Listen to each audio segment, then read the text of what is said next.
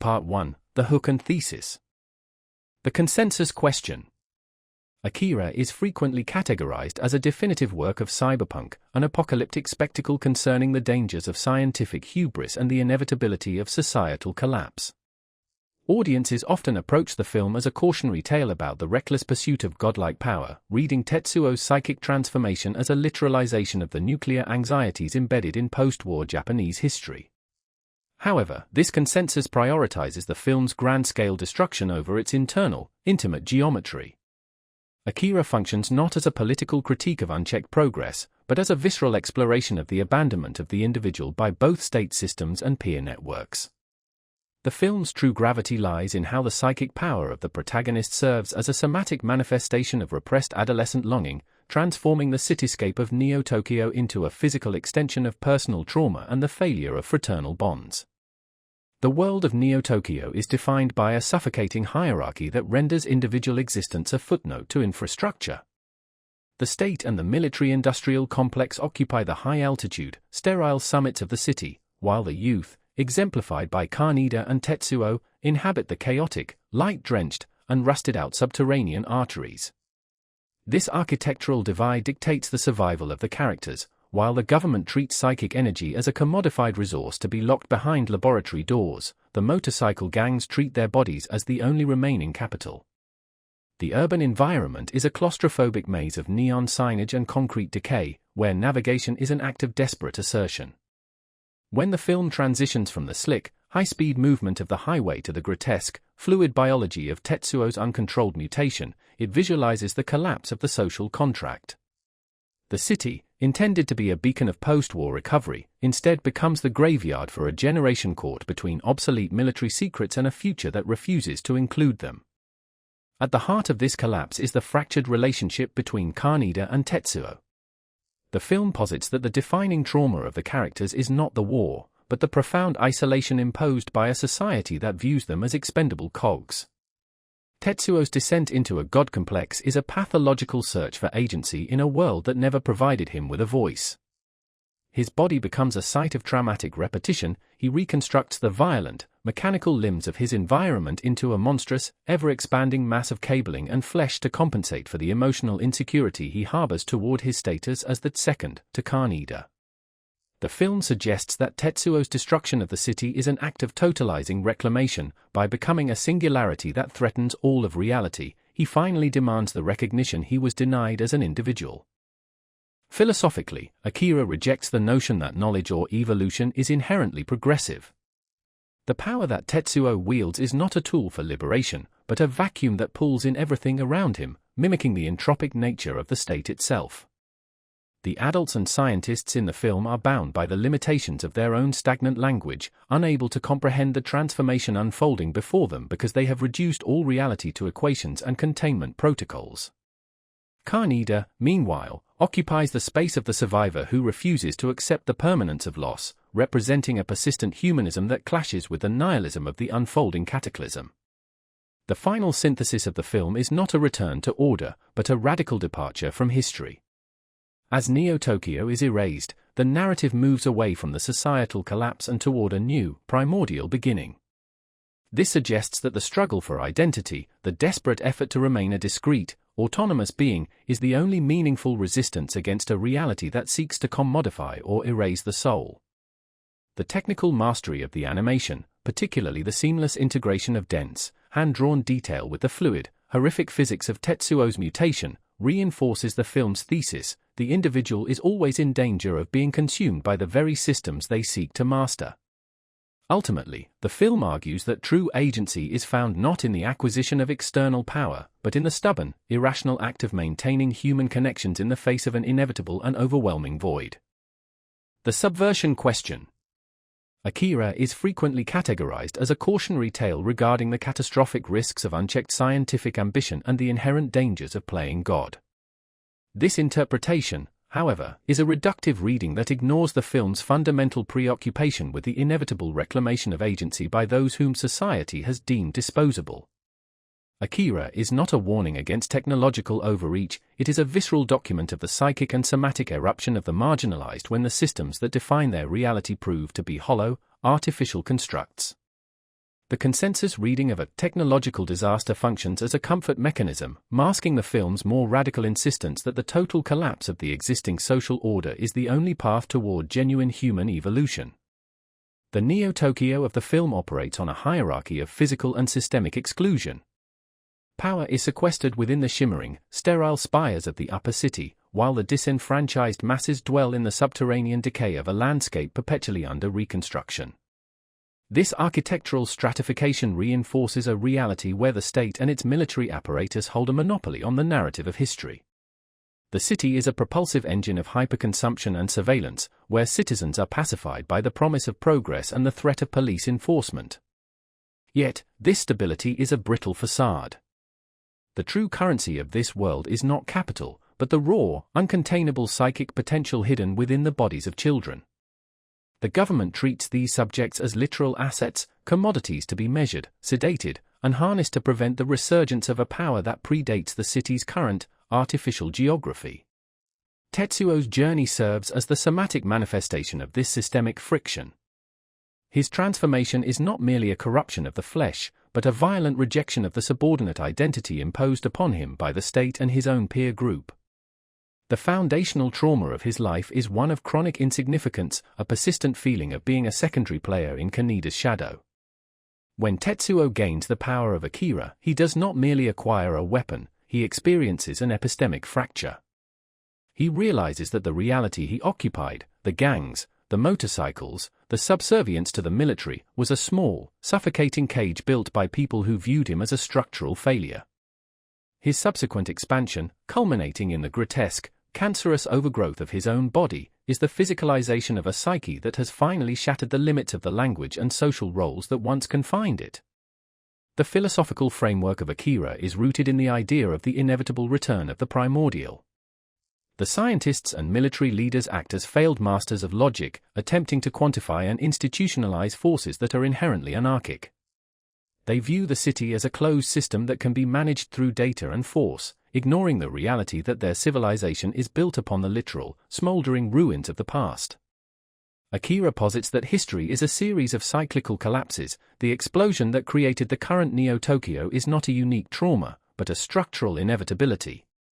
In this light, the film operates under a form of radical existentialism.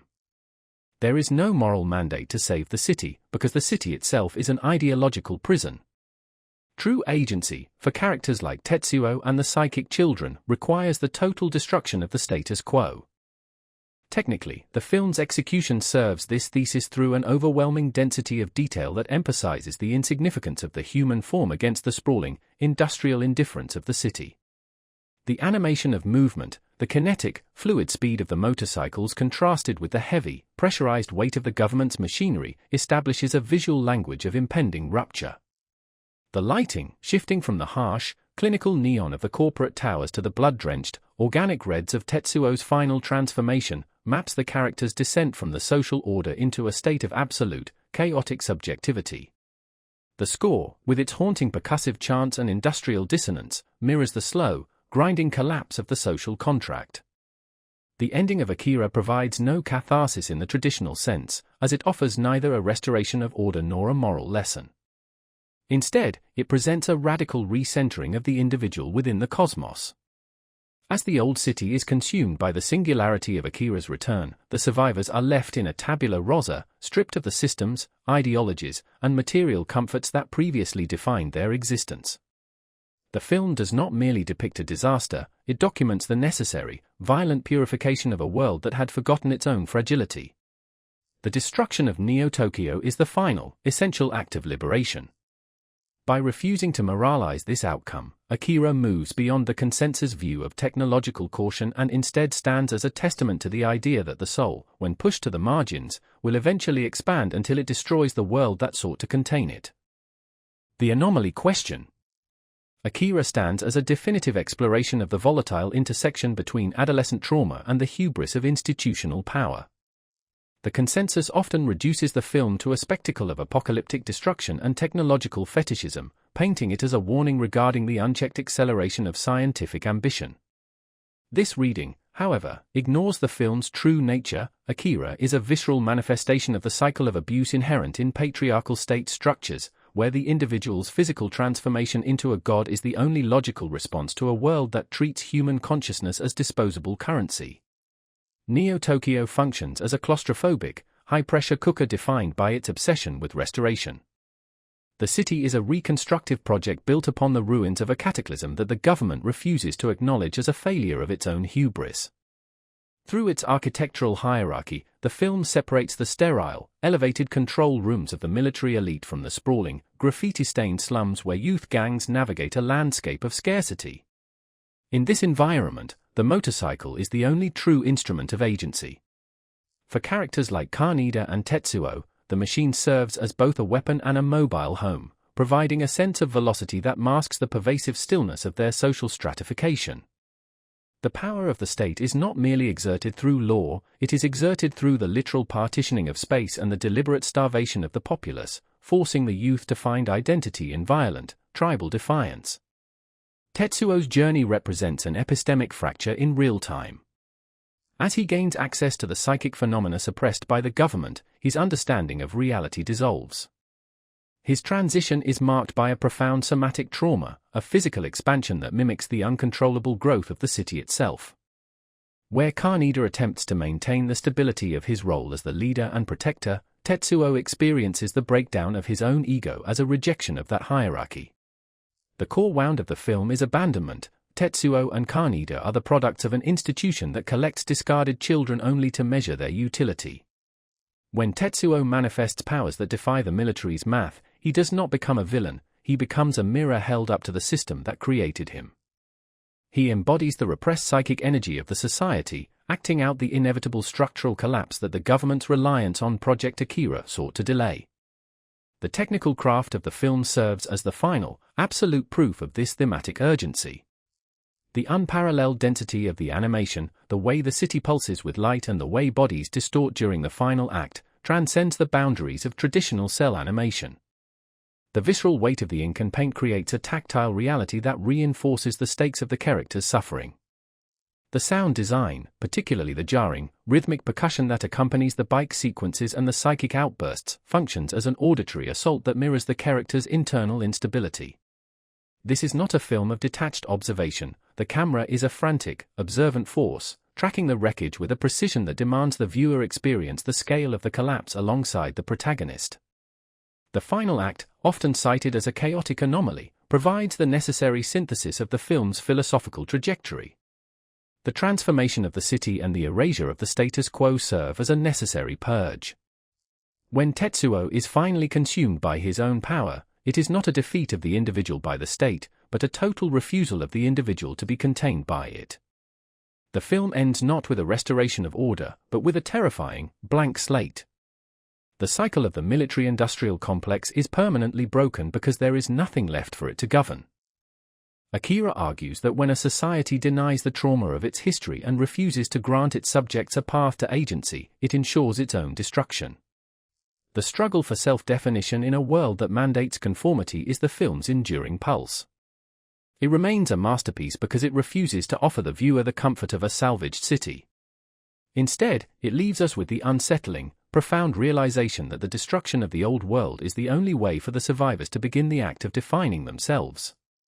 The visual legacy of this work, its mastery of scale, light, and motion, continues to define how cinema depicts the relationship between the human spirit and the forces that seek to measure, control, and eventually, discard it. The synthesis question. Katsuhiro Otomo's Akira is frequently framed as a cautionary tale regarding the dangers of unchecked scientific ambition and the inevitability of nuclear apocalypse. Yet, this interpretation misses the film's fundamental preoccupation with the volatile intersection of adolescent trauma and the failure of paternalistic institutions. The film argues that Neo-Tokyo is not merely a setting for a disaster, but a closed ecosystem where the catastrophic manifestation of godlike power is the only logical outcome of a society that treats human subjects as disposable components in a quest for historical restoration. The psychic evolution of Tetsuo Shima, from an overlooked delinquent to a cosmic singularity, functions as the film's central anomaly. His transformation is not an external accident, but the physical byproduct of a state apparatus that systematically denies its youth the capacity for self-actualization, forcing them to externalize their internal agony into a destructive, tangible reality. The sociological architecture of Neo-Tokyo reflects this dynamic of systematic suppression. The city is defined by a rigid stratification where the neon-drenched prosperity of the upper levels sits atop a crumbling, subterranean foundation of disaffected youth and neglected infrastructure. The government and the military operate as an ideological state apparatus, desperately clinging to the memory of the original Akira, the catalyst for the city's previous destruction, to justify their continued control over the populace. By maintaining a state of perpetual emergency, the governing bodies commodify human life, turning gifted children into laboratory instruments. The streets belong to biker gangs like the Capsules, whose rebellion is a desperate attempt to reclaim agency in a world that has already decided their path. The violence of their environment is not an outlier but the baseline, an inevitable result of a society that offers no future beyond its own rigid, decaying hierarchies. The human element of Akira is anchored in the fractured relationship between Kaneda and Tetsuo.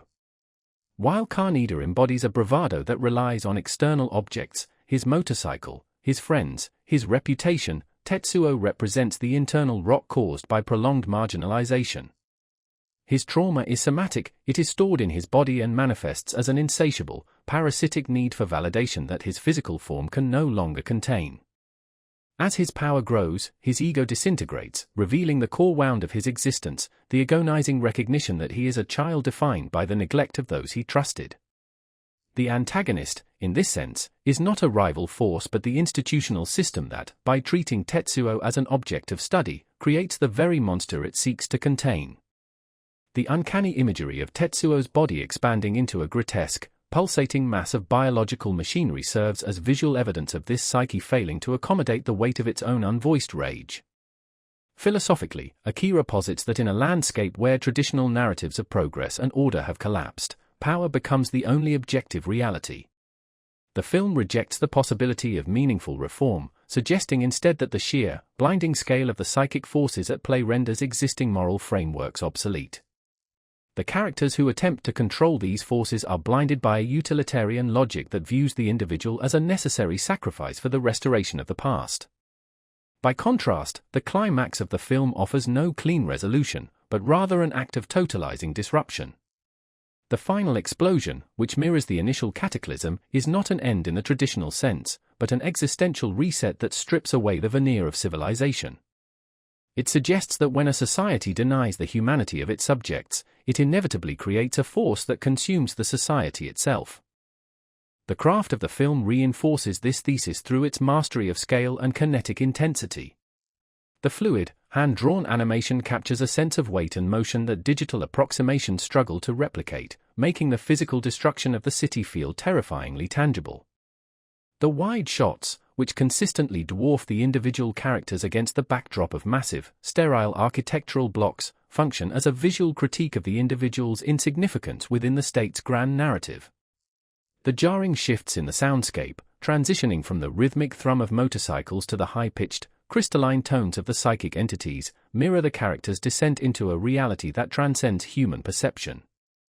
When the light of the final singularity expands to fill the frame, it is not merely a technical achievement in lighting and compositing, it is the visual realization of the protagonist's total detachment from the world he was forced to inhabit. Akira does not merely depict a society in decline, it charts the psychological trajectory of a generation abandoned by its architects. The film's legacy lies in its refusal to offer the comfort of a moralistic ending. Instead, it leaves the viewer with the image of a new void, born from the ruins of the old, suggesting that the cycle of violence is only broken when the structures of control are obliterated entirely. The struggle for identity within this crushing system is the primary reality, and the explosive, transcendent conclusion is the only outcome that respects the depth of the character's internal suffering. In the final estimation, the film confirms that the most dangerous weapon in a broken world is not technology, but the unchecked potential of a human spirit that has been given nothing left to lose. Part 2. Context and World Building. Systems, Scarcity, and Capital.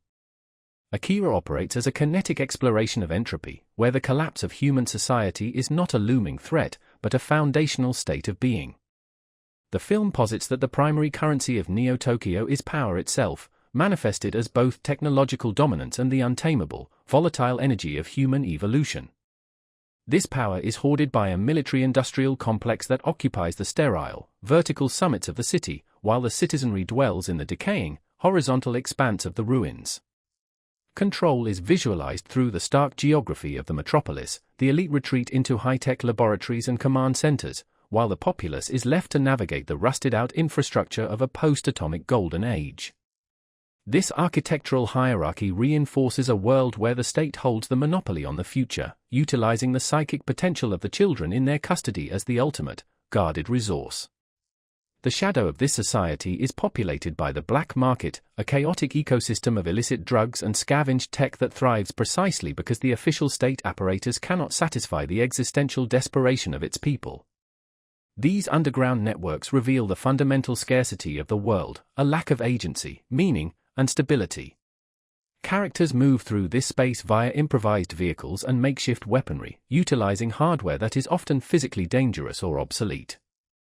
The baseline Tuesday for a resident of Neo-Tokyo is defined by a rhythmic monotony of violence, socio-economic repression, and the pervasive sensory overload of neon and exhaust.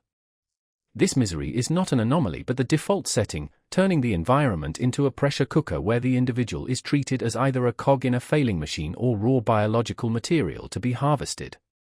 The human element of Akira is anchored in the catastrophic intersection of trauma and ambition.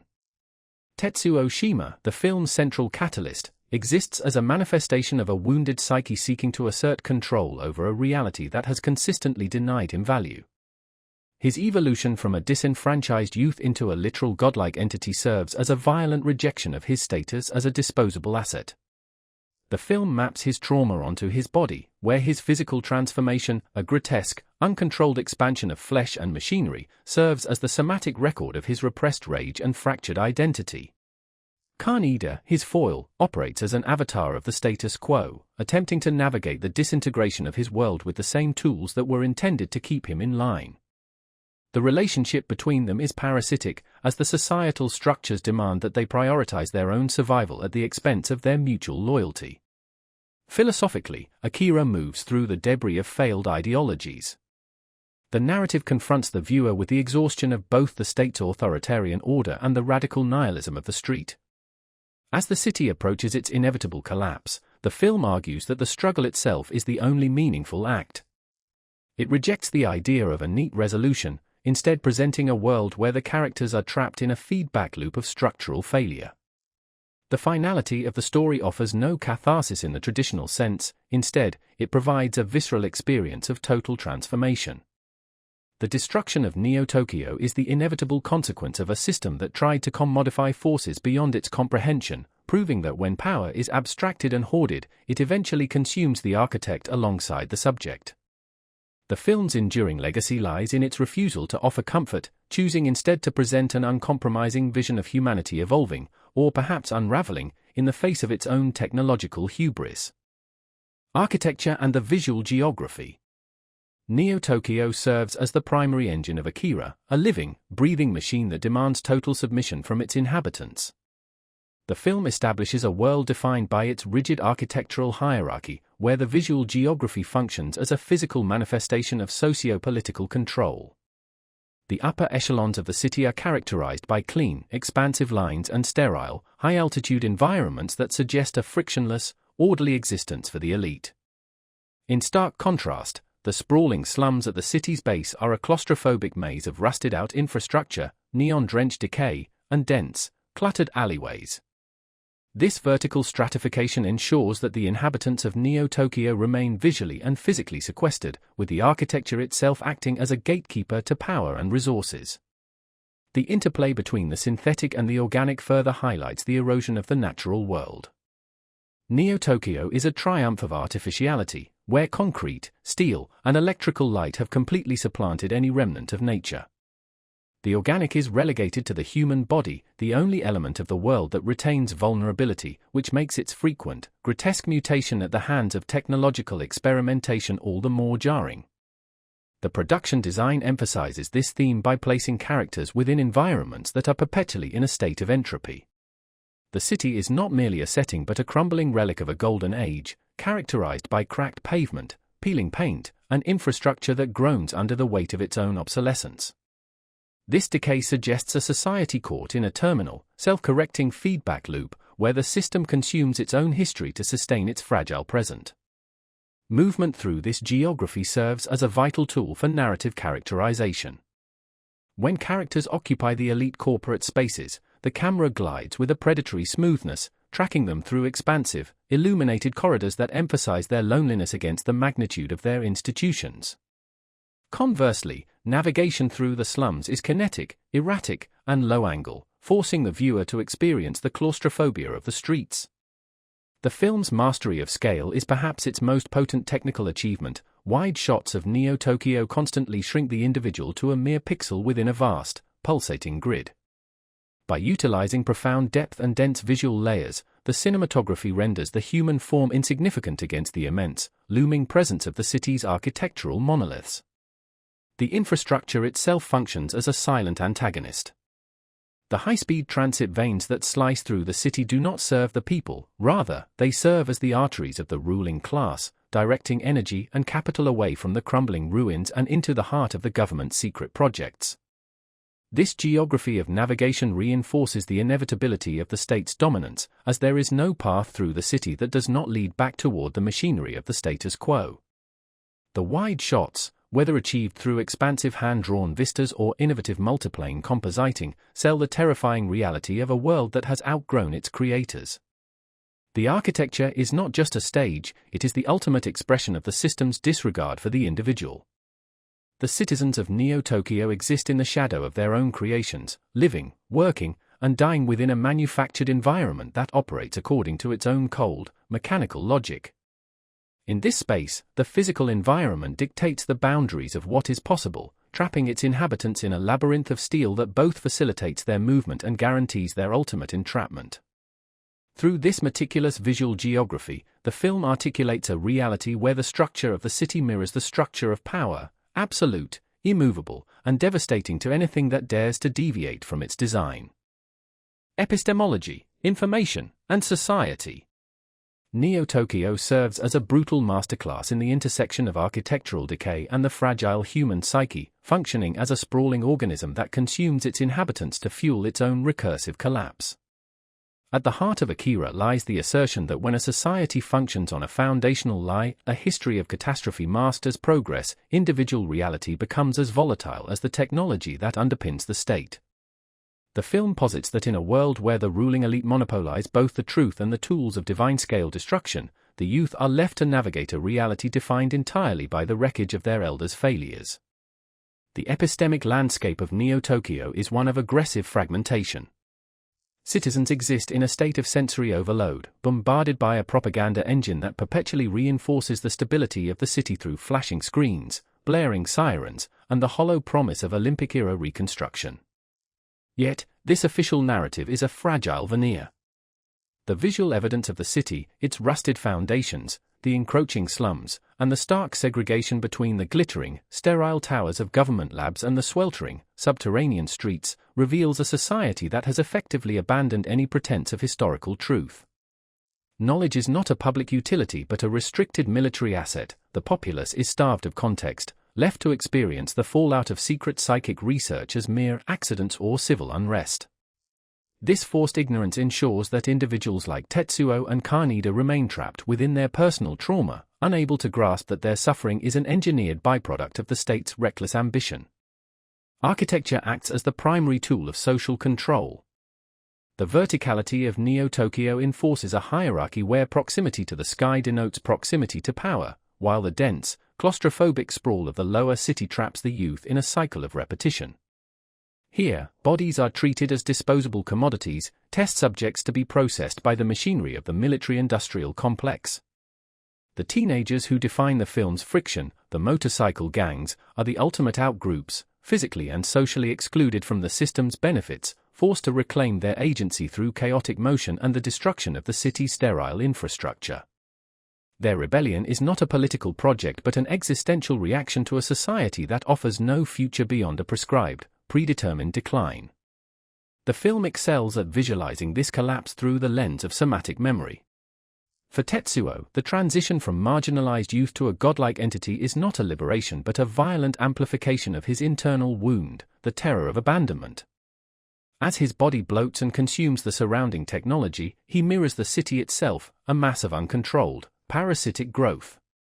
This is the ultimate synthesis of the film's philosophy. When a society denies its own history and suppresses the truth of its reality, it generates a vacuum that eventually demands a catastrophic physical reconciliation.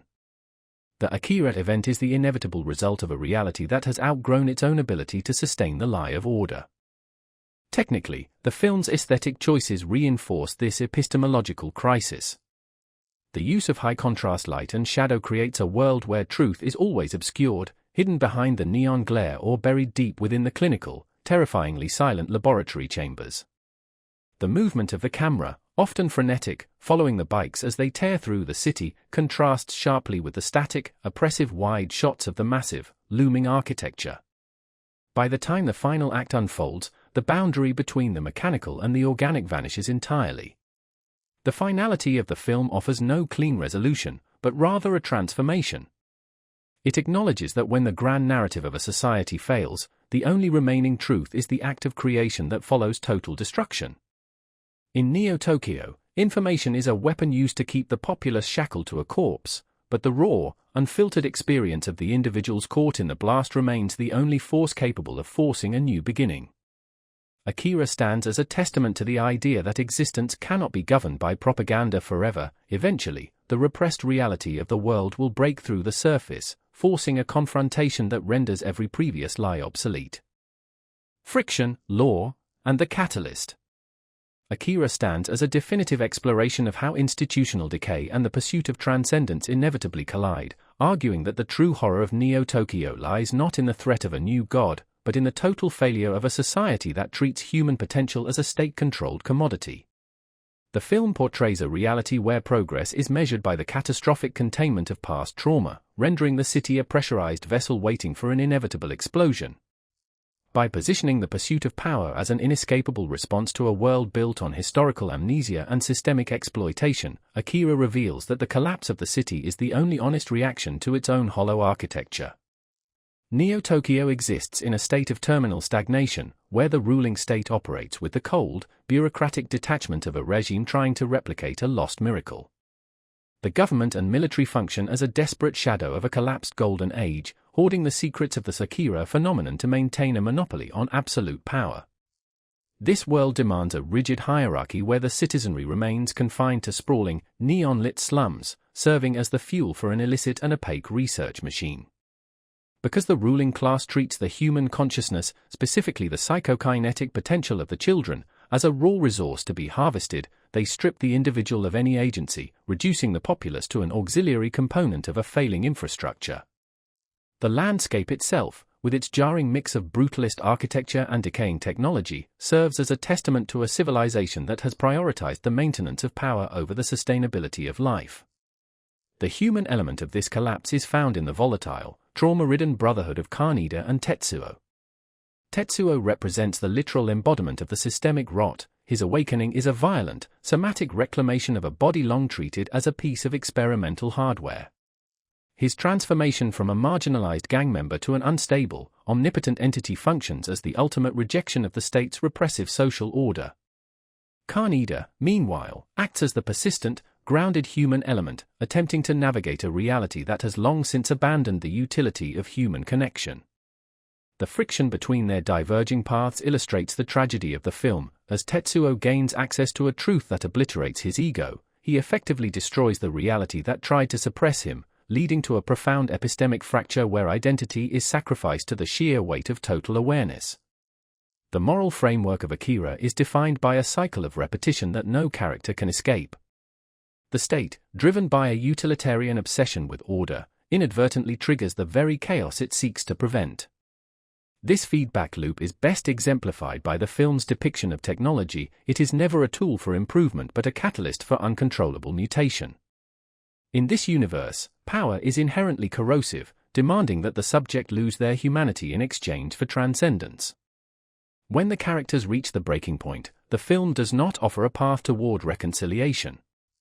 Instead, it provides an uncompromising vision of total structural disintegration, where the only logical response to an existence defined by state-mandated suppression is the complete erasure of the existing physical and social geometry. Technically, the film's visual language reinforces this sense of impending doom. The fluid, kinetic animation of the city's destruction conveys a weight and scale that render the individual movements of the characters almost insignificant. The use of light, often harsh, synthetic, and alien, highlights the artificiality of the urban environment, forcing the characters into stark, high-contrast silhouettes that underscore their isolation. The sound design serves as an extension of this oppressive atmosphere, where the rhythmic, metallic pulse of the soundtrack mirrors the inevitable march toward the singularity.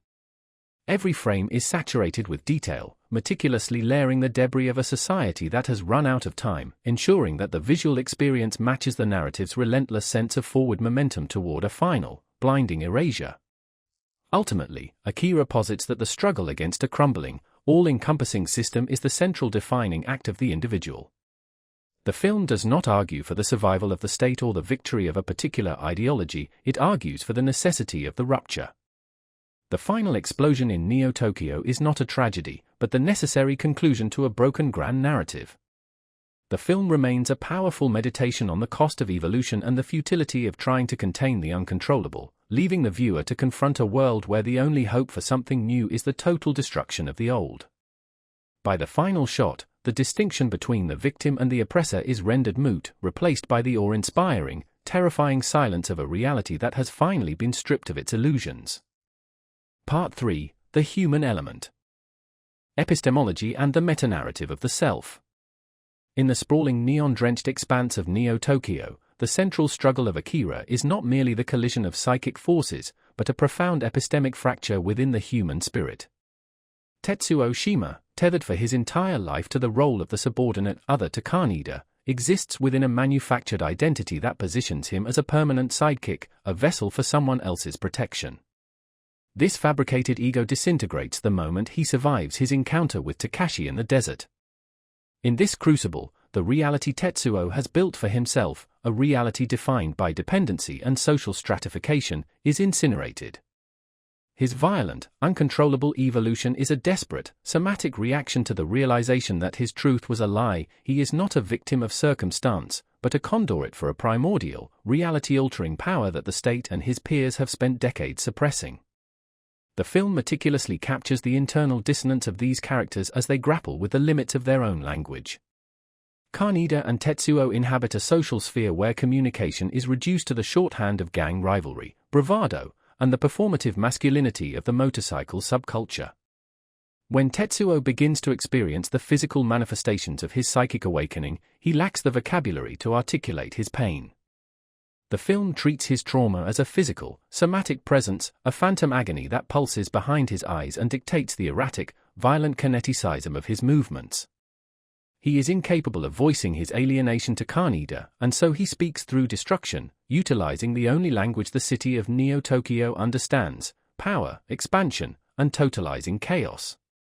Kaneda, conversely, remains trapped within the metanarrative of the loyal leader.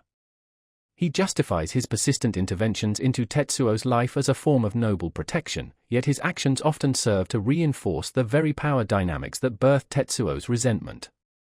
His cognitive dissonance peaks during his frantic attempts to reclaim his friend, as he repeatedly asserts his authority in moments where he has entirely lost control of the situation.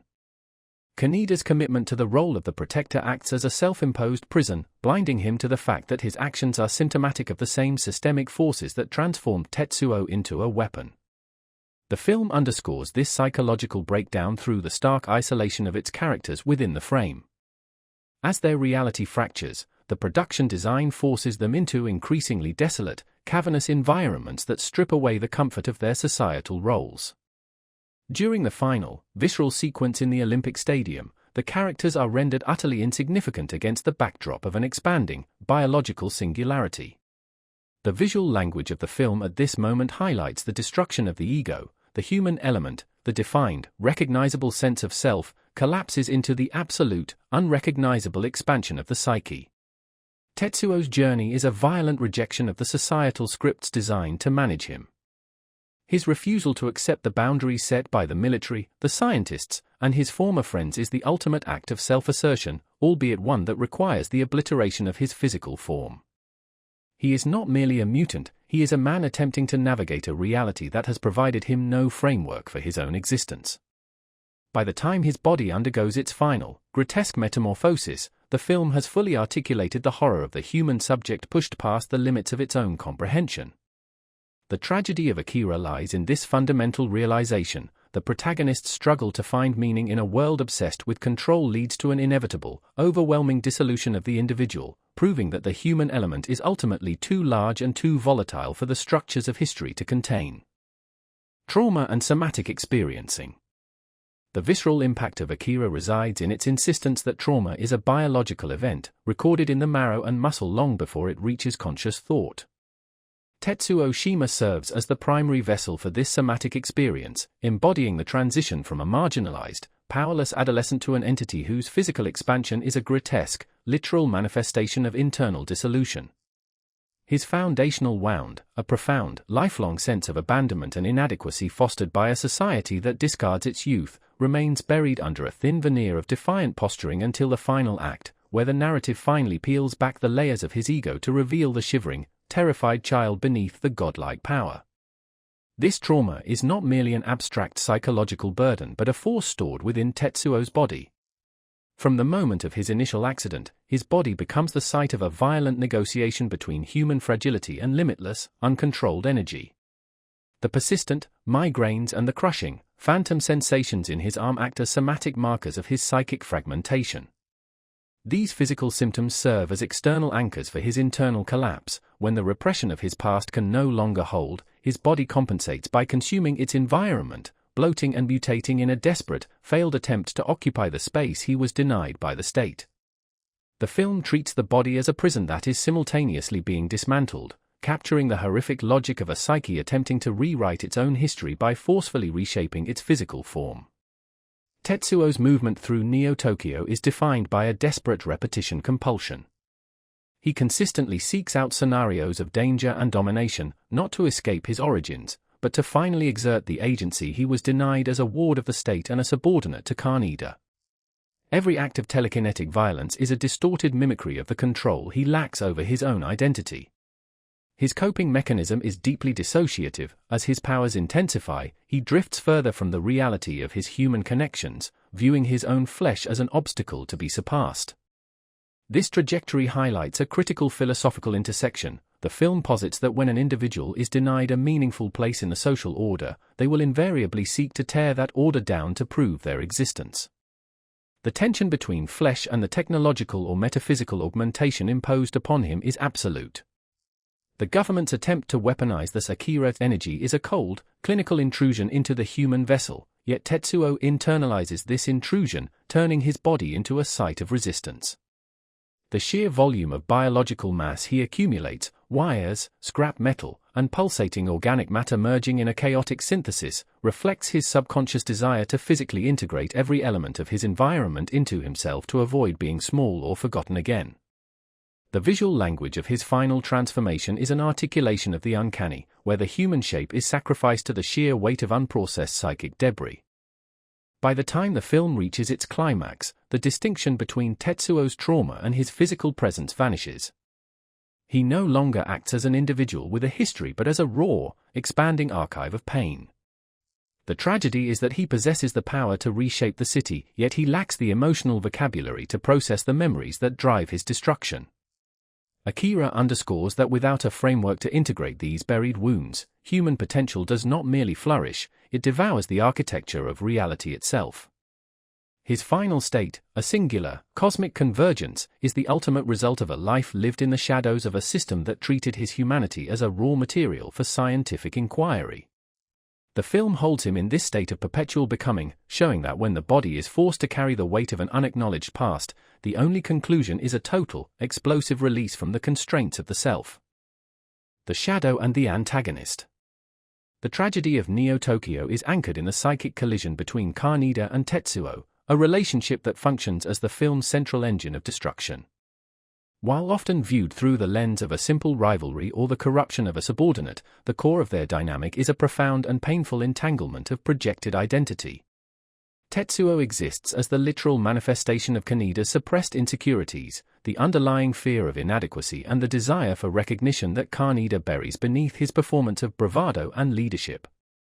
When Kaneda acts as the brash, heroic alpha, he inadvertently casts Tetsuo into the role of the perpetual dependent, fostering a resentment that eventually consumes the city. Tetsuo's descent into godlike madness is not an irrational break from reality, but a direct, logical response to an epistemological crisis. For his entire life, Tetsuo has been defined by his fragility and his need for validation, existing as a shadow in Kaneda's wake. Upon gaining the power of Akira, his worldview shifts to embrace a brutal pragmatism. He demands agency in a world that has treated him as a piece of infrastructure to be discarded. To Tetsuo, the destruction of Neo-Tokyo is a necessary reclamation of the self. His violence is the only language he possesses to assert his existence in a society that denied his significance, and from his perspective, he is finally, for the first time, the author of his own narrative. The film utilizes Kei as the crucial mirror to this trajectory.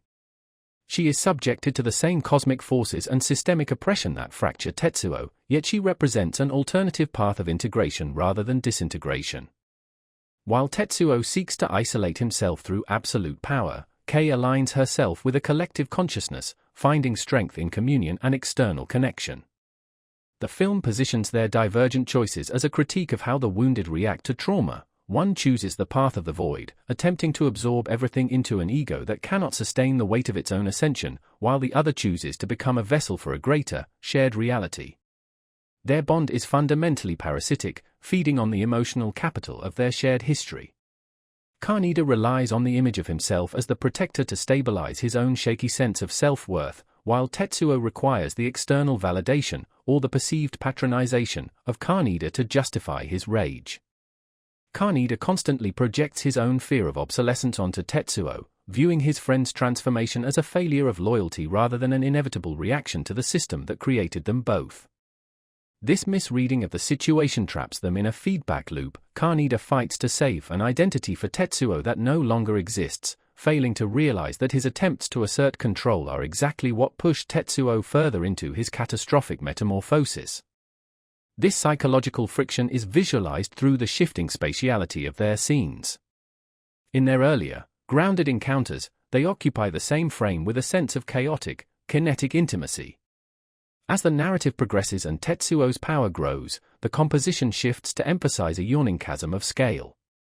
The screen is filled with the physical manifestation of Tetsuo's internal agony, the roiling, biological mass that swallows everything in its path, while Kaneda becomes an isolated figure, dwarfed by the sheer intensity of the shadow he helped create. By the time they reach the final confrontation, the distinction between the antagonist's external projection and the protagonist's internal projection collapses entirely.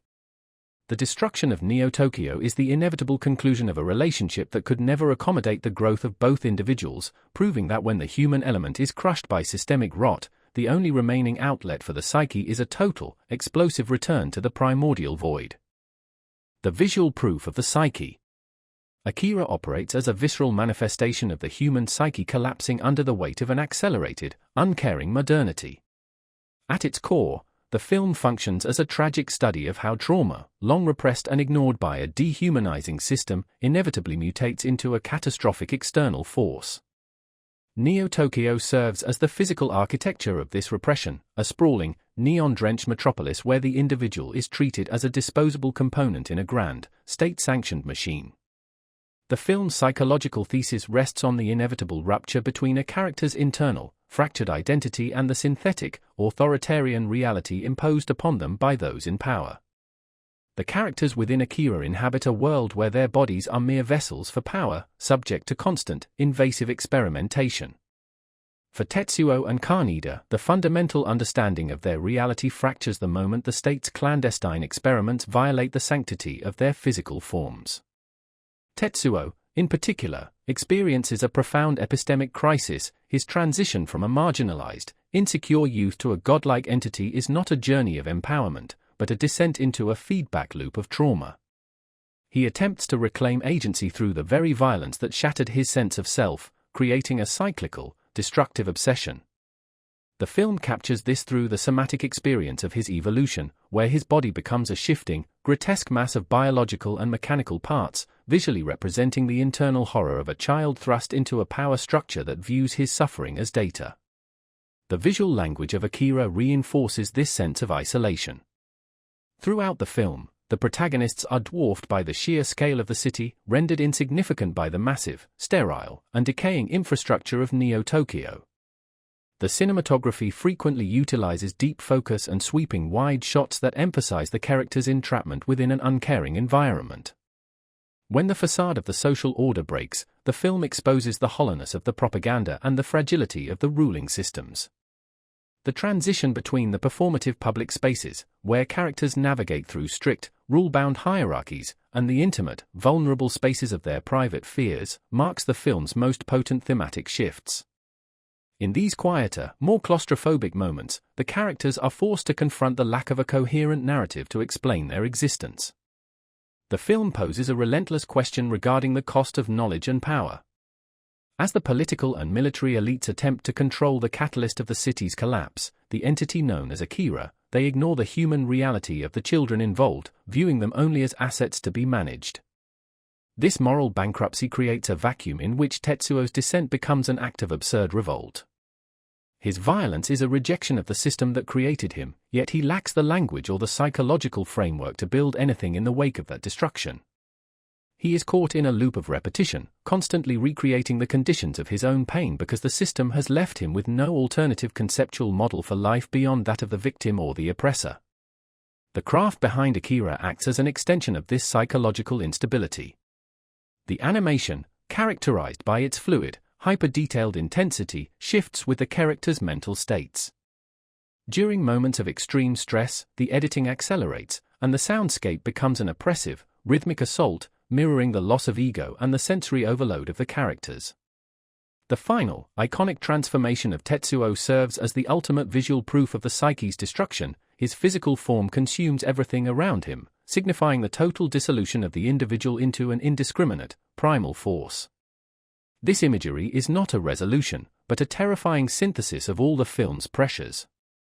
Ultimately, Akira asserts that when a society denies the humanity of its subjects, it forfeits the possibility of a stable future. The film concludes with the destruction of the city, a cleansing fire that strips away the lies of the state and the cycle of trauma, leaving behind a scarred, uncertain landscape. The final image of the film offers neither redemption nor condemnation, but a stark, existential blank slate. The struggle depicted is essential, serving as a reminder that when the structures of power fail to acknowledge the human element, the fragile, chaotic, and deeply wounded center of every person, the only remaining outcome is a total, uncontrollable reclamation of reality by those who have been most deeply broken by it. Part 4. Philosophical underpinnings. Epistemology and discourse.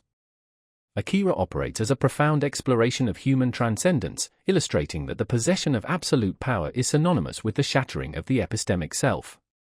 The film functions as a narrative of escalating consciousness, where the evolution of the protagonist, Tetsuo, necessitates the total abandonment of the social and linguistic frameworks that define the reality of Neo-Tokyo. In this world, the limits of language are strictly defined by the state and its military apparatus, which attempt to categorize, contain, and weaponize metaphysical phenomena within the sterile vocabulary of science and bureaucracy.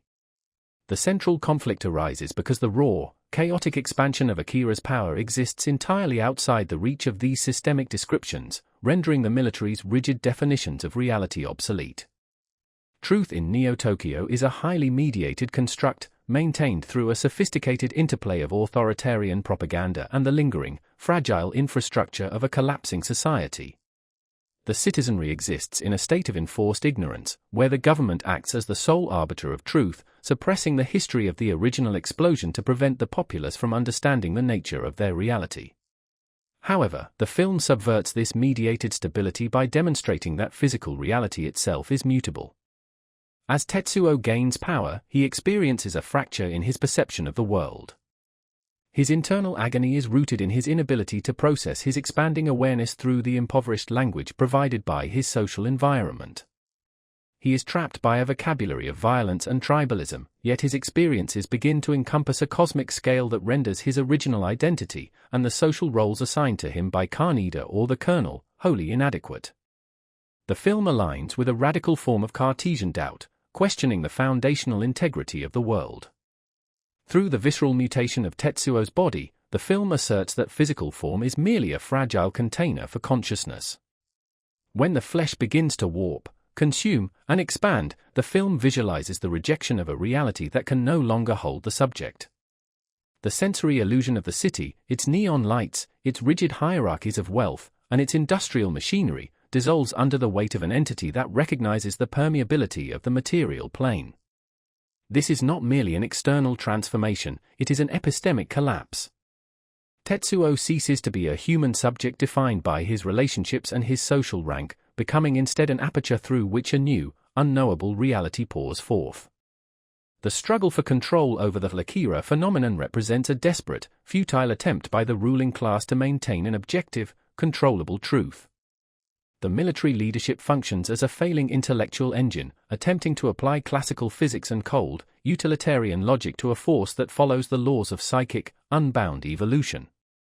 By attempting to quantify the power, they inadvertently catalyze the destruction of the world they seek to govern.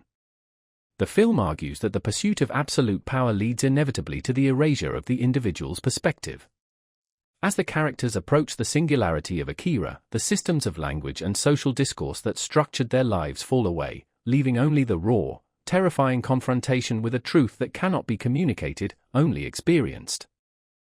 Ultimately, Akira posits that the transformation of the self is an act of total liberation from the systemic lies of the state.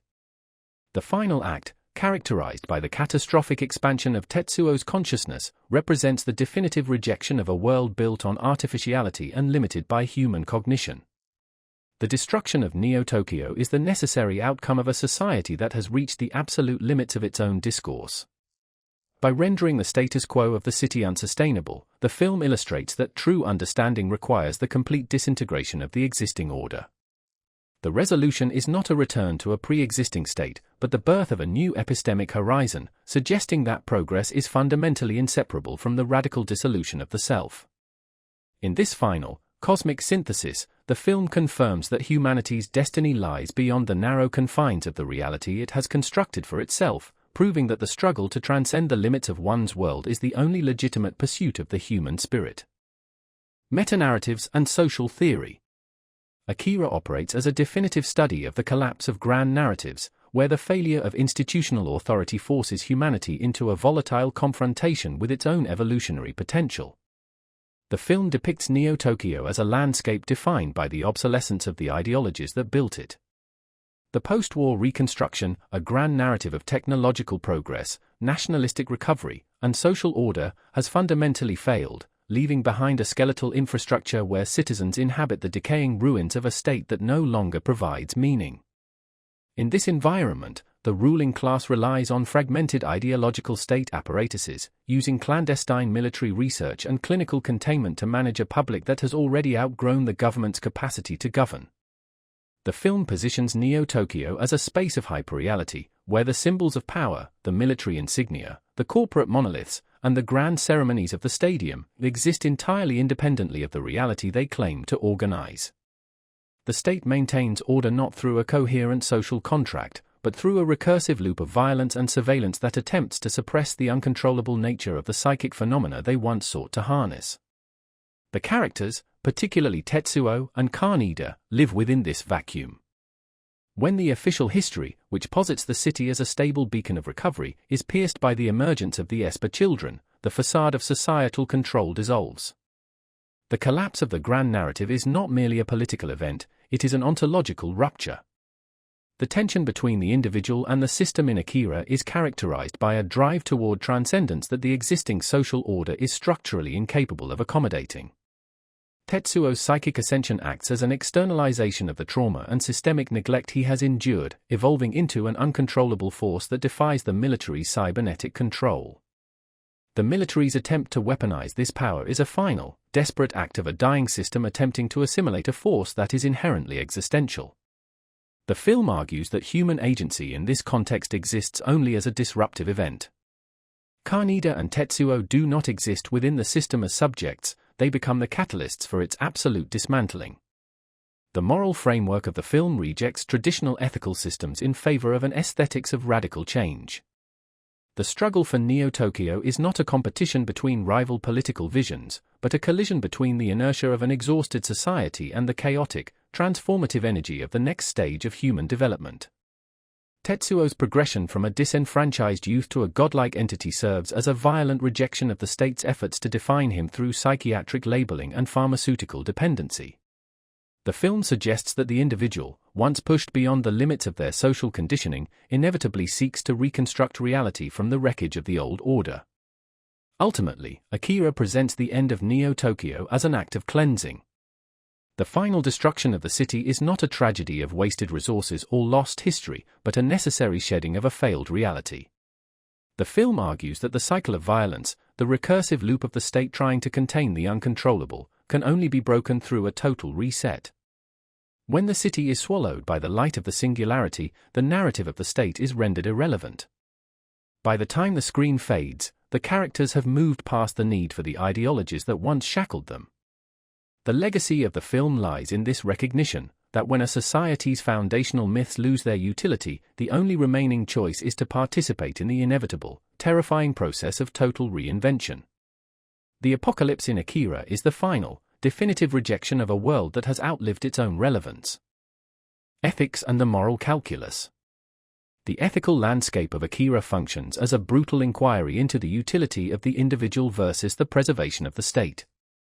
At its core, the film presents a sophisticated variation of the trolley problem, where the moral calculus is not merely an intellectual exercise but a physical reality dictated by the looming specter of total annihilation. The state, embodied by the clandestine military and scientific apparatus, operates under a rigid utilitarian framework. To these architects of power, the immense physical potential of Tetsuo and the psychic children is a resource to be managed, measured, and eventually sacrificed to prevent the recurring catastrophe of a singularity. This moral arithmetic demands the complete erasure of personal agency, viewing human subjects as interchangeable components in an equation designed to sustain the status quo of Neo-Tokyo. Kaneda's journey represents an instinctive rejection of this cold, calculated utilitarianism.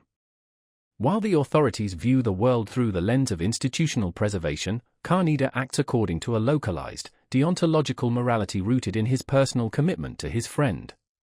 His insistence on saving Tetsuo, despite the clear, escalating danger Tetsuo poses to the rest of the city, challenges the systemic ethics that demand the liquidation of the individual for the safety of the collective. This creates a collision between two incompatible modes of existence, the detached, macro-level planning of the state and the messy, irrational, and intensely personal loyalty of the individual. The film posits that the moral integrity of the protagonist is found in this refusal to participate in the state's detached logic, even when the evidence of the unfolding disaster makes that loyalty appear objectively destructive. The status of the non-human or the post-human further complicates this ethical framework. The psychic children, with their aged faces and transcendent abilities, exist in a state of suspended moral personhood. They are treated by the scientists as biological tools, calculators that have been granted the capacity for suffering. Akira argues that personhood is not defined by biological stability or institutional categorization, but by the weight of subjective experience. When the state treats these entities as objects to be probed, they ignore the profound reality of the trauma experienced by those who have been forcibly altered. By grounding the non-human in such acute, visceral pain, the film forces the viewer to acknowledge that the moral rights of an individual are inherent and absolute, existing independently of their utility or their physical form. Tetsuo's evolution serves as the ultimate confrontation with the absurd. As he gains godlike power, he attempts to construct his own meaning in a reality that has spent his entire life molding him into a tool of the military-industrial complex. His violence is an assertion of agency, a desperate reach for self-definition in a world that denies him even the basic narrative of his own life. The tragedy of the film lies in the realization that there is no meaningful way to reconcile his newfound power with his fractured identity. His revolt is characterized by a descent into pure chaos, proving that the vacuum left by a collapsed system, a society that offered him no real moral foundation, cannot be filled by sheer force of will alone. Ultimately, Akira refuses to grant a clean moral victory to any party. The state's utilitarian machinery is dismantled by the very forces it sought to contain, while the individualist impulse that drives Kaneda leads to a transformation that transcends the human condition entirely. The film suggests that in a society where knowledge is a controlled commodity and truth is a casualty of power, the pursuit of objective good is an illusion. Instead, the ethical struggle is found in the persistence of the human connection amidst the wreckage of failed systems. By the conclusion, the moral calculus remains unresolved, leaving the survivors to navigate a landscape where the old structures have been eradicated, forcing them to confront the terrifying, open-ended potential of a world redefined by the singular, chaotic choices of those who refuse to be merely parts of an equation. Determinism, agency, and time. Akira operates as a profound meditation on the collapse of historical cycles and the terrifying weight of absolute power, presenting a world where human agency is crushed beneath the gears of a terminal, entropic society. Set against the backdrop of Neo-Tokyo, the narrative suggests that the characters are trapped within a deterministic structure where the past, specifically the psychic explosion of the original Akira, functions as an inescapable gravitational pull. The governing systems, from the military-industrial complex to the clandestine scientific projects, treat individuals as mere biological components to be utilized or discarded. This creates an environment where the characters operate under the illusion of rebellion, failing to realize that their resistance is a predictable output of the very system they seek to dismantle. The conflict between Tetsuo and Kaneda serves as the primary lens for this struggle against predetermination. Tetsuo, initially defined by his profound insecurity and subordinate role within his biker gang, gains godlike abilities that offer him the opportunity to transcend his status as a social reject. Yet, his ascent to power reveals the tragic limitation of his existence. Rather than achieving liberation, he is consumed by the same cosmic force that destroyed the city decades prior. His transformation is not an assertion of free will, but a surrender to a biological and ontological destiny that has been coded into his psyche by the state's experiments. The film posits that when an individual is stripped of their identity by a broken society, the acquisition of supreme authority acts not as a tool for autonomy, but as a catalyst for a return to the void. Kaneda, by contrast, represents the futility of traditional heroism. He is a character defined by action, impulsive and fiercely loyal, yet he remains perpetually one step behind the inevitable trajectory of the narrative. His journey through the ruins of Neo-Tokyo is characterized by a series of desperate attempts to salvage his bond with Tetsuo, a mission that proves secondary to the larger, impersonal forces at work. The film highlights the irony of his position. In a world governed by entropic collapse, the individual's moral imperatives are rendered inconsequential. Kaneda survives, but he does so as a witness to a cyclical history that ignores his intervention. The structuralism of the city, its rigid hierarchy and crumbling infrastructure, ensures that any attempts at radical change are either neutralized or co-opted into the ongoing process of destruction. The film's philosophical backbone relies on the notion that the future is a closed loop, where the pursuit of power is essentially a reenactment of past failures. The military's obsession with controlling Akira suggests that they believe they can harness the inevitability of the catastrophe, yet they are ultimately reduced to victims of their own hubris. This is where the film finds its most chilling insight. The characters are not fighting for a future, but are participating in the final stages of a collapse that has already been decided. The psychic evolution of the children, Kyoko, Takashi, and Masaru, serves to underline this point. They possess a detached, near-omniscient awareness of events, acting as agents of a cosmic necessity that exists far beyond the reach of human empathy or political debate. They are the heralds of a new, post-human order that renders the mundane concerns of their contemporaries obsolete. As the climax approaches, the distinction between the individual and the environment vanishes. Tetsuo's final transformation, a grotesque and beautiful manifestation of uncontrolled mass, functions as a visual representation of the failure of human agency when confronted with absolute power. The body, usually a container for the self, becomes an expansive, cancerous entity, consuming the technology and architecture that once gave it shape. This is the ultimate expression of a world without a center. The systemic rot finally manifests in the flesh of its most victimized subject. The destruction that ensues is not an act of malice, but a natural corrective, a total dissolution of the artificial constructs that maintained the city's hollow order. The final synthesis of Akira offers neither despair nor salvation, but a recognition of the cycle's completion. As the light fades and the city is washed clean by the psychic upheaval, the survivors are left in a state of suspended animation. The struggle remains, but it is stripped of the illusions that defined their previous lives. The film suggests that the realization of one's insignificance within the broader flow of time is the necessary, if painful, starting point for any authentic existence.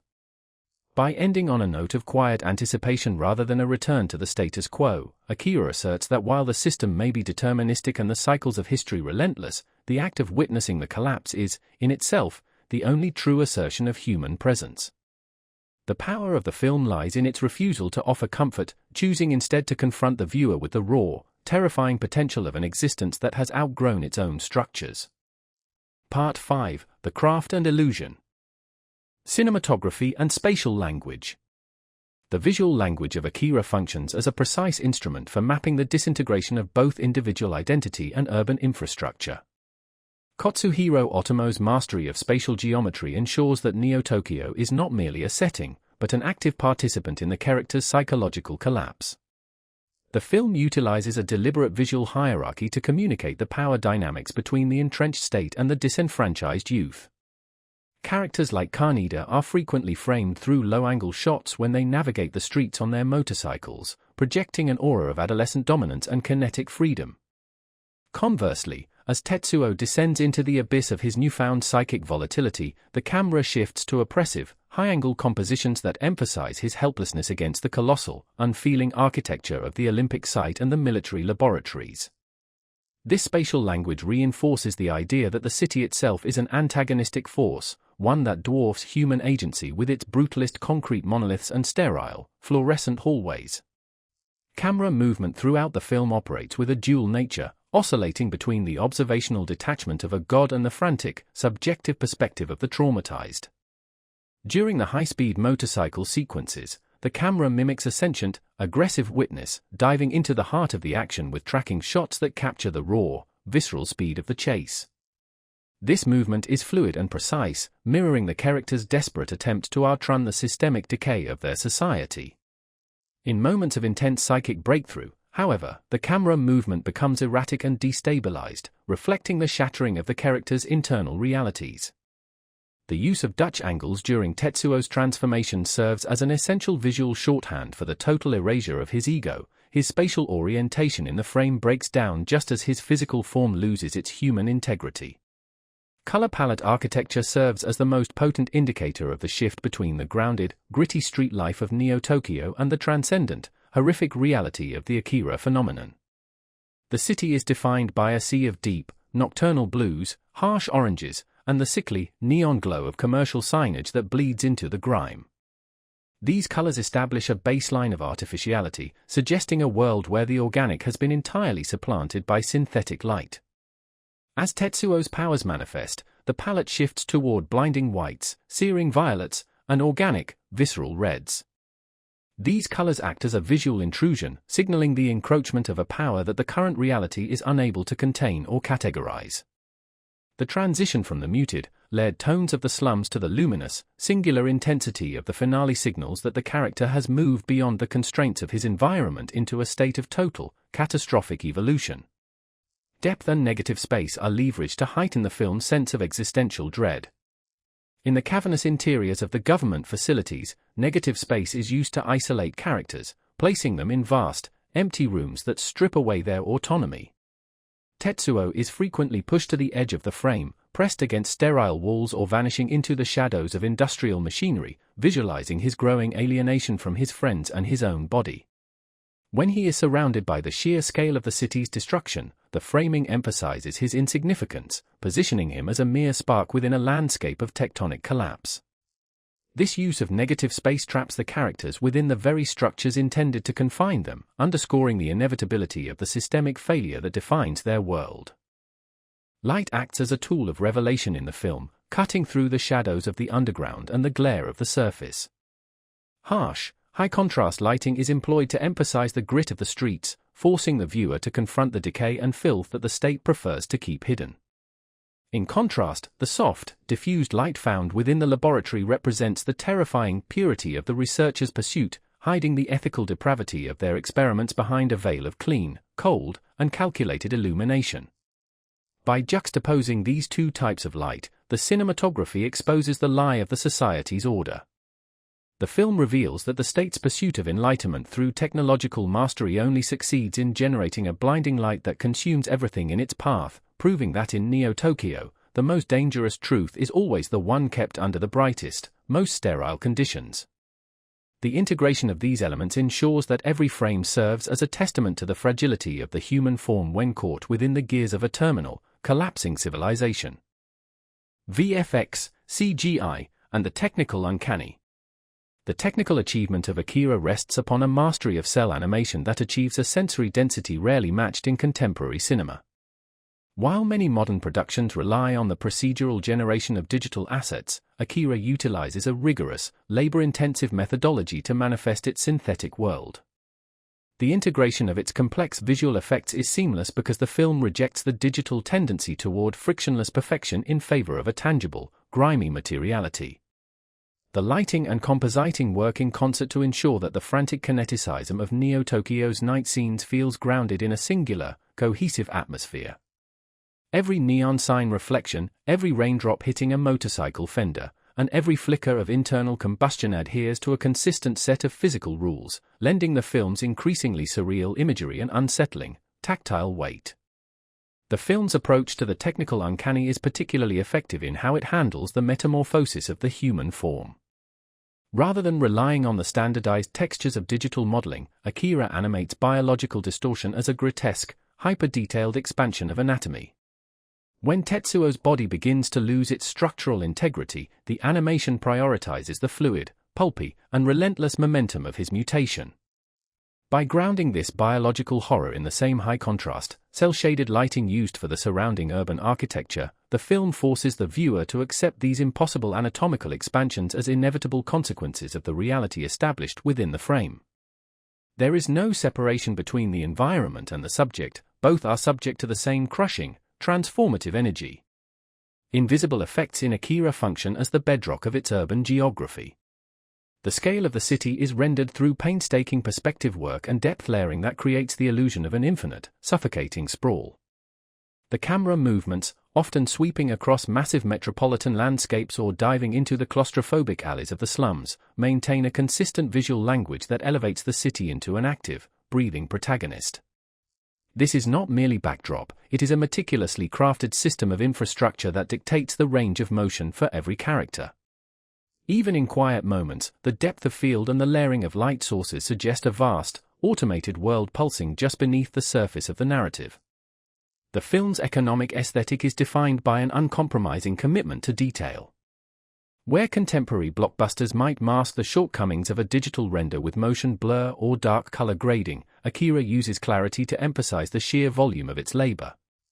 The density of frames, particularly during the film's iconic, explosive finale, conveys a sense of immense, uncontained power that feels physically exhausting to witness.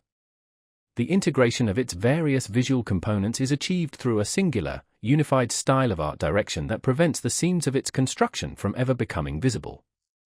By maintaining a uniform color palette and consistent line weight across every element, the film achieves a stylistic purity that modern digital compositing frequently lacks. Ultimately, the technical prowess of Akira serves to reinforce its philosophical inquiry into the nature of existence. The fluidity of its animation during moments of extreme psychic and physical instability suggests that the barrier between the individual and the environment is entirely permeable. The meticulous craft ensures that when the world of Neo-Tokyo begins to dissolve, the audience experiences that collapse as a physical event rather than a symbolic one. Through this visual authority, the film asserts that reality is fragile, subject to the intense, chaotic pressure of the human will. The technical labor behind the film functions as a mirror to the story itself, demonstrating that the construction of a world requires a total investment of energy, and its destruction is an equally profound, undeniable release of that same power. Audio, rhythm, and sensory manipulation. The sonic landscape of Akira functions as a visceral, rhythmic extension of Neo-Tokyo's systemic collapse, collapsing the distance between the city's industrial roar and the internal psychic fracturing of its protagonists. The film achieves a seamless integration of sound where the percussive, tribal intensity of Shoji Yamashira's score bleeds directly into the diegetic environment. The iconic taiko drumming, synthesizers, and no-inspired vocal chants do not merely accompany the action, they dictate the movement of the frame. This auditory fusion creates a sensory feedback loop that anchors the viewer in a state of perpetual agitation, reflecting a world where the distinction between human biological impulse and mechanical technological force has eroded. The sonic environment is defined by an overwhelming, claustrophobic density. The screech of motorcycle tires, the discordant hum of electrical conduits, and the recurring, heavy industrial thrum of the city serve as a constant reminder of the sprawling, decaying urban hierarchy. This wall of noise mirrors the character's psychological states. As Tetsuo's psychic powers grow and his ego begins to disintegrate, the sound design becomes increasingly erratic. The film uses high-frequency feedback and layered, dissonant textures to mirror the instability of his consciousness, effectively forcing the viewer to inhabit his sensory overload. When Tetsuo experiences moments of acute distress, the editing rhythm accelerates in precise syncopation with the score, creating a staccato intensity that prevents the audience from finding a stabilizing point of reference. The film employs audio perspective with surgical precision to isolate the individual within the vast, indifferent architecture of Neo-Tokyo. In moments of deep interpersonal conflict or existential crisis, the chaotic background noise of the city abruptly recedes, replaced by a hollow, ringing silence. This technique functions as a weapon, stripping away the exterior world to leave the characters exposed in their most vulnerable states. The silence acts as a void, drawing the audience into the psychological wreckage of the characters, forcing in confrontation with the raw, unspoken trauma that drives the narrative forward. By manipulating the volume of the diegetic world, the film underscores the characters' detachment from the society that seeks to monitor and commodify them. Furthermore, the rhythm of the film is a masterclass in temporal manipulation. The editing does not adhere to a traditional, fluid narrative pace. Instead, it expands and contracts to match the erratic energy of the psychic phenomena occurring on screen. During the film's climax, the audio-visual synthesis reaches an apex of technical complexity, where the distinction between music, organic screaming, and the sound of matter being crushed into the singularity is intentionally blurred. This sonic bombardment serves as a physical manifestation of the breakdown of reality. The sound of the Akira event is not just a noise, but a total sensory event that signals the termination of the existing world system. The technical execution of sound in Akira confirms that the film is a totalizing experience. By syncing the percussive, primal elements of the score with the high-tech, futuristic imagery of the city, the creators establish a narrative of inevitable, cyclical destruction. The audio serves as the bridge between the micro-level of human agony and the macro-level of societal oblivion. As the soundscape intensifies and shifts from the cacophony of the slums to the ethereal, haunting quiet of the final singularity, it confirms the film's thesis: the collapse is a process of stripping away the artificial layers of identity and technology to reveal the terrifying, raw potential of the human spirit. The sound design ensures that the viewer feels every seismic shift in power, transforming the act of watching into an immersive engagement with the film's underlying vision of existential transformation. Synthesis of craft. The technical mastery of Akira serves as the essential language through which its metaphysical collapse is articulated. The film utilizes a revolutionary approach to animation that prioritizes the visceral reality of Neo-Tokyo, employing a deliberate choreography of light and motion to mirror the internal disintegration of its characters. By favoring a complex, multi-layered cell animation technique, the production creates a tactile density that renders the city as a living, breathing participant in the narrative.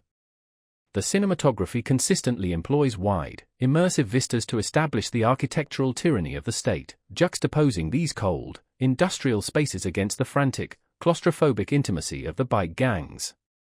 This visual hierarchy serves to diminish the individual, framing Tetsuo and Kaneda as mere biological disturbances within an overarching machine that is both physically vast and spiritually hollow. The use of shadow and high-contrast lighting functions as a direct manifestation of the film's psychological framework. The darkness that engulfs the subterranean ruins and the sterile laboratories is not merely atmospheric but symbolic of the Jungian shadow, representing the repressed impulses and trauma that eventually consume the characters. As Tetsuo descends into his violent metamorphosis, the lighting design shifts from the neon-soaked vibrancy of the urban sprawl to a chaotic, visceral chiaroscuro. This transition highlights the breakdown of his ego. As his physical form expands and mutates, the light increasingly fractures around him, suggesting a soul unable to contain its own newfound, terrifying capacity. The technical precision of these frames ensures that the audience experiences his trauma through the distortion of the environment itself, rather than through expository dialogue. Furthermore, the film's sound design and editing rhythm create a synthetic pulse that drives the narrative toward its inevitable conclusion. The percussive, tribal score of the Gaino Yamashiro-gumi functions as the heartbeat of the city, oscillating between hypnotic tranquility and jarring, dissonant explosions that synchronize with the on-screen carnage. This rhythmic consistency prevents the audience from detaching from the on-screen destruction. The editing pace accelerates in tandem with Tetsuo's psychic instability, creating an environment where information is delivered in rapid, overwhelming bursts. This technical choice forces the viewer to process the collapse of reality alongside the characters, denying the comfort of a stable perspective or a safe distance from the unfolding apocalypse. The most technically ambitious achievement of the film, its climactic transformation sequence, functions as the ultimate philosophical thesis. Here, the sheer scale of the animation, characterized by the undulating, grotesque expansion of flesh and machinery, serves as a metaphor for the limits of human ambition. The visual weight and momentum of this sequence are meticulously crafted to convey the terrifying beauty of absolute power, stripping away the illusion of control that the governing structures of Neo-Tokyo desperately attempt to maintain. Because the animation is so intricately grounded in realistic physics, despite the impossible nature of the events, the audience is compelled to accept the destruction of the city as an objective reality. Ultimately, the craft of Akira is indistinguishable from its message. The painstaking detail poured into every frame of urban decay and biological horror reinforces the idea that the world is a fragile construct built upon layers of history and trauma. By integrating the technical execution with the psychological depth of the characters, the film achieves a level of immersion that elevates its narrative from a science fiction cautionary tale to a profound study of human evolution and existential fragility. The synthesis of movement, light, and sound ensures that when the final, singular light consumes the screen, it acts as both a visual apex and a philosophical termination point, leaving the audience to confront the realization that the old world has been irrevocably replaced by a new, unknowable iteration of existence. Part 6. Synthesis and Legacy. Synthesis and Legacy. Akira stands as a monumental achievement in animation, functioning as a visceral critique of post-war industrialization and the fragility of the human ego when confronted with godlike power. While the film is often categorized as a standard cyberpunk spectacle, it operates primarily as a profound meditation on the entropic nature of progress.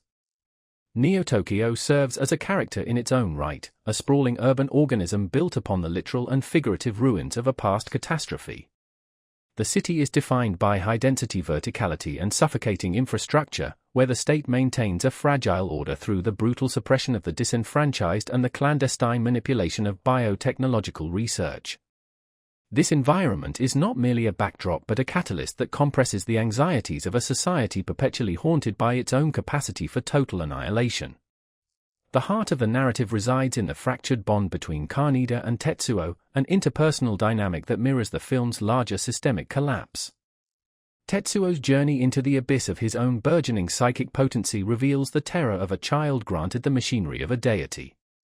His trauma, exacerbated by the systemic neglect of his orphanage upbringing and the predatory experimentation of the state, manifests as a somatic disintegration, a literal warping of flesh as his physical form struggles to contain the infinite energy of the entity known as Akira. Ultimately, the film functions as a recursive loop of destruction and nascent creation. The closing moments, wherein a new, enclosed universe is born from the remnants of the old, do not provide a comfortable catharsis. Instead, they leave the audience with a profound ambiguity regarding the nature of evolution. Akira forces a confrontation with the uncomfortable reality that humanity is a transient variable in a cycle of expansion and collapse, where the only true path forward is the total shedding of the previous iteration. By refusing to offer a clean resolution, the film demands that the viewer grapple with the responsibility of power and the inevitability of change. It remains a definitive cultural touchstone, not because it provides answers, but because it captures the raw, unrelenting terror of witnessing the threshold of a new epoch, forever altering the landscape of speculative fiction through its singular, uncompromising vision.